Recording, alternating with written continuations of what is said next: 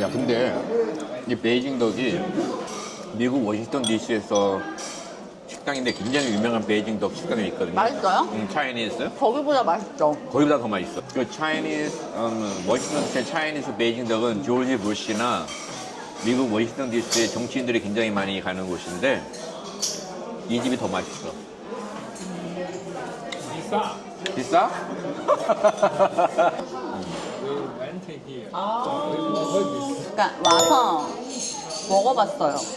오리고기 말고 다른 것도 사이드로 뭐를 그러니까 왜냐면은 굉장히 신경 쓰이는 거예요. 근데 요새는 그냥 그 중국어 예배부 가면 너무 교회 가면은 설레고 행복하고 막 집에서 스트레스 받다가도 교회 가면 체증이 확 풀려요. 그 외에 어떤 장소에 가면 그 특유의 향이 있잖아요. 왜 동남아 가도 그 공항에서 내리면 그 향이 있잖아요. 그런 것처럼 그 교회 가면 그 공기를 확 마시잖아요. 뭔가 안심이 쫙 되면서 저는 한 번도 다른 교회에 이렇게 제가 뭐 일반 성도로 해본 적이 한 번도 없잖아요. 사람들이 굉장히 대우해주는 게 당연하다고 생각하고 간 거예요. 근데 저는 왜냐하면 그런 대우만 받았으니까 뭐 누구의 사역자에 따른 정말 나한테 스트레스 받는 일이었지만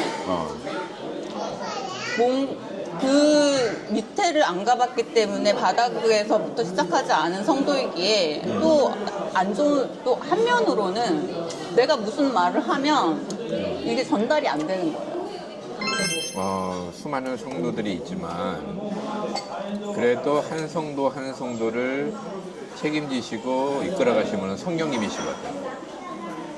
성령님은 우리의 모든 걸 통달하시고 전지하신 분이기 때문에 하나님은 그 목회자를 통하여 교회를 목양하시죠. 예전엔 이제 저는 성경 통독을 전체적으로는 했지만 그 스토리가 저한테는 많이 안 들어오거든요. 근데 예를 들면 이런 거예요. 제가 이제 이 유튜브를 하면서도 갑자기 며칠 전에 그러니까 한 달에 한 번, 두 번에 한 번씩 어떤 말씀이 아니고 단어예요. 거의. 억울하다 내 영혼 아니면 생명이다. 주는 진리, 생명 되신 하나님 이러는데 하루 종일 눈물이 나는 거예요. 16편 내내 평생 봐도 그게 저한테는 안 들어왔어요, 사모님. 근데 그 생명이라는 말씀에 계속 우는데 그 16편의 그 말씀이 저한테 확 오면서 하나님이 준비하신 게 또 이제 뭔가가 하시겠구나라는 그게 막 오는 거예요. 너무 감사하고. 그러니까 예를 들면 그거예요. 제가 중국에 대한 비전을 받았을 때 이사야서 60장을 주셨어요, 하나님께서. 근데 이사야 60장이 몇 절까지 있죠? 22절까지 있죠.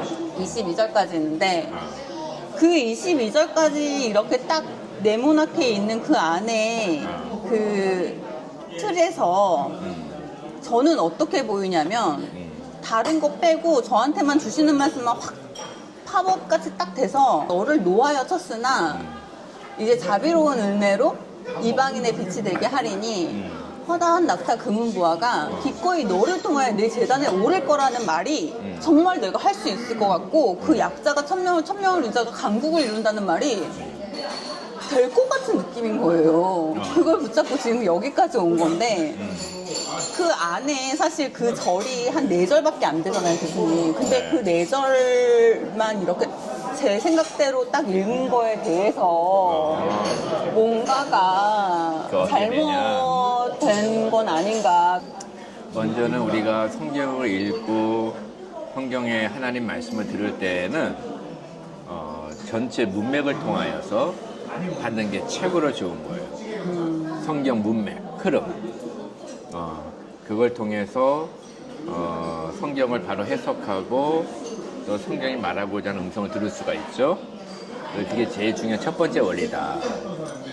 그런데 때로는 성경을 읽어 내려가다가 이사야 60장은 22절이 구절이 있는데 이 모든 구절이 다 특정한 시간과 시점에 나에게 은혜가 되지 않고 그 가운데서 성령님께서 한 말씀을 사용하여 나에게 주실 때가 있어요. 그럴 때는 이게 팝업이 될 수도 있는 거예요. 그런 경험을 하는 사람도 있어요. 저는 신비한 영적 경험들을. 그럴 때는 그 말씀을 받아요, 내 것으로.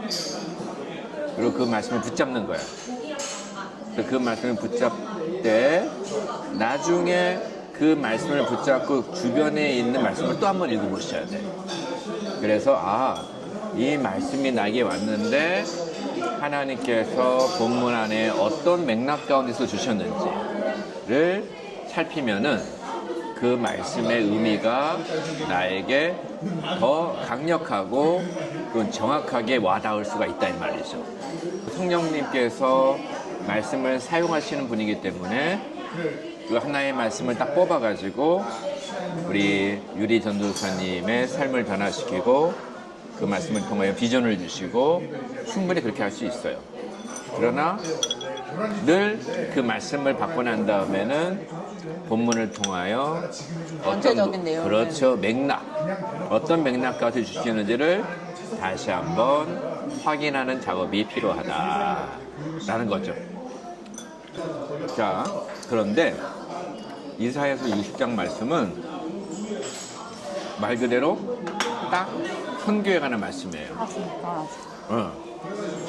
그래서 하나님께서 유다 예루살렘 시온의 회복을 약속해 주시고 열방이 시온으로 막 들어오는 비전을 보여주시는 게 60장 말씀이에요.